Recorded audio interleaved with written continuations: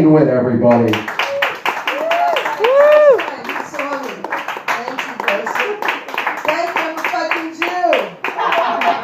I'm so proud of myself. She made it sound so empowering, you know? All those years in school getting put down, it's all gone. I love it. Thank you. I was married to a Chinese guy. So that's really funny that, you know, people say, what's the difference? Because I was also married to a Jewish guy first. So, you know, when you're this old, it's like centuries go by. You could be married when you're 23, and then when you're 40, you know. So people say, what's the difference between being married to a Chinese guy and a Jewish guy?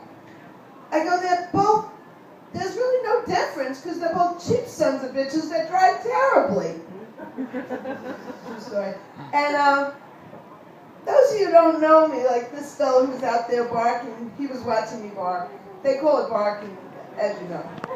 Because you sent me out to do the job, so you know. So, you don't know me, so you're probably wondering, is that the love child of Barbara Streisand and Barry Manilow? I'm not, but when you go to comedy school, you pay $399, you get the $50 discount, and the teacher says you gotta open every time you perform with your opening line. That works because then the people like you. So everyone who knows me, like Joseph, they hear me say that every single time I come out, every week, so I'm just telling you why. Even though you didn't know that. It's kind of a joke in itself. I make a joke about it because I don't want Joseph to say, I can't believe she says that every time. But that's why I have to. I'm Jewish. I pay $350. I got the discount and I have to say it every week, 4 times a week. So I was a school teacher in New York in a very tough school. You were a policeman, right? Yes, you know how you have to be tough. Even though I don't look as tough as you, I had to act tough. And the kids in my school were really tough. So like when you walked in the building, you saw the school colors. Like we all had school colors, like green and white, green and white. Green and white, those were my high school colors. But you walk in my school, and the school colors are dried blood red and black and blue. Teacher, how do you tell time? That's easy. How long did you have me locked in the closet yesterday? True story. Mrs. Connor's girls, 2nd grade. It's a pity, but they had a gang. And what their ritual was they took the milk containers off of my girls' lunch trays. So I named them the half pints. I told my class, you need a name that's like the Bloods and the Crips, but I have to make it educational, because everything is a teachable moment when you're a teacher. They say no matter what's going on, everything's a teachable moment. So I was teaching prefixes and suffixes. So I took the word Crips, and I named them the prescriptions, because then you got the prefix, the suffix. You know what prefix and suffix are, right? So, I've taken my bad joke and I'm blaming you for not knowing you're a programmer. Isn't that terrible? When the joke wasn't funny, that's why you didn't laugh. You do know the way to do that. Prefixes and suffixes, and I made it look like it was your fault. That was very rude. Rude teacher. Rude fucking Jew. So, anyway, the kids are tough, and I was telling you everything's a teachable moment. So I was teaching measurements. So in my school, they never gave the teachers any like supplies. So I went home and I brought in my bathroom scale, my Weight Watchers scale, my cocaine scale. I'm only kidding.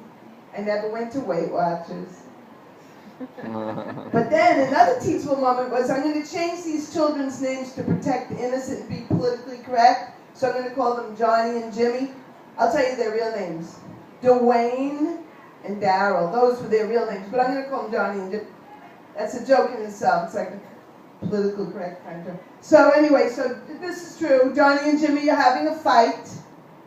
And everything's a teachable moment. So I have a choice. I can either break up the fight and get hurt. My union will not support me. They tell you, we won't support you if you get hurt in a fight.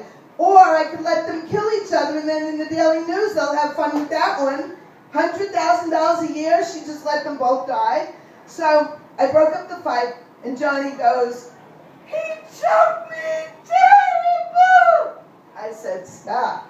This is a teachable moment. You're using your adverbs incorrectly. He choked you terribly.